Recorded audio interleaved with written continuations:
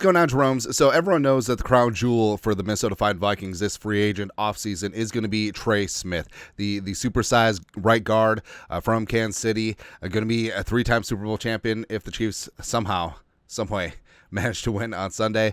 And he's young. He's got a full decade of his prime ahead of him, and he is going to bring some attitude, some size, some ass to that offensive line, which is sorely needed. But of course, he is going to be in demand, and one of the teams that could be vying heavily for his services is the crooked Chicago Bears. The Bears. And the Bears, they got the cap space, they got the motivation because their offensive line is also ass. Thank you. Well, in the interior, the Vikings tackles are good to go, and they want to protect Caleb Williams, and of course the whole thing about Ben Johnson is like,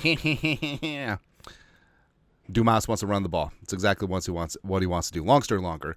ESPN lists Trey Smith as their number 2 free agent, and kind of like a chance of landing with the Bears. Smith is a powerful mover in the run game, as his run block win rate of 75.1% ranks 6th among guards, which is good.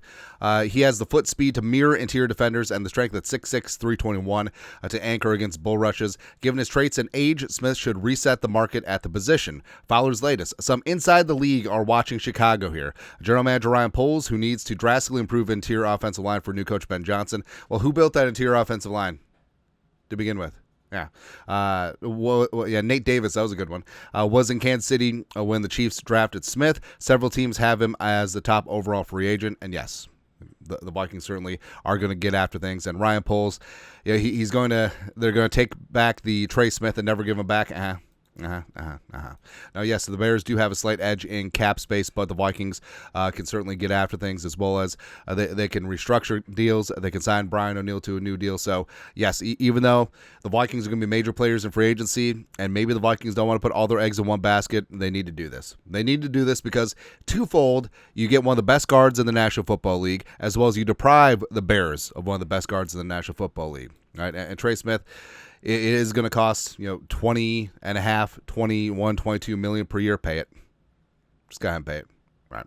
And this is from PFF. Smith's 78.6 overall PFF grade currently ranks 9th among all guards in the NFL this season, and he will still be only 25 years young when free agency opens next year. That's a good combination for a big payday, given that multiple players at the position sign deals at or exceeding $20 million per year in 2024. Looking at you, Robert Hunt. So perfectly fine with it. And also, I mean, if the Vikings do strike out, there is going to be a plethora of free agent guards out there. Now, Trey Smith is going to be the crown jewel of it, and he's going to be costing the most. The Bears do have an opportunity to re-sign Tevin Jenkins, although it's been sort of hit or miss there, and durability is a question. Will Fries is certainly out there as well, although he's coming off an injury as well. But Becton, I'm kind of in on Becton, man.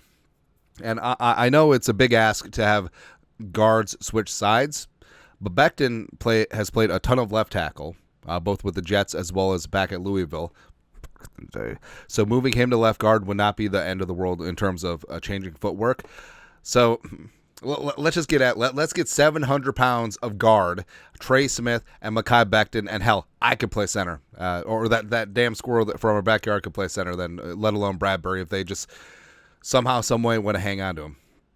Who knows, man? But yeah, Trey Smith is that guy, and whatever happens, we cannot let Ben Johnson get a hold of some decent offensive linemen, because pretty sure that he's a fraud outside of Detroit's O-line as well as their great running backs, but we can't let this happen.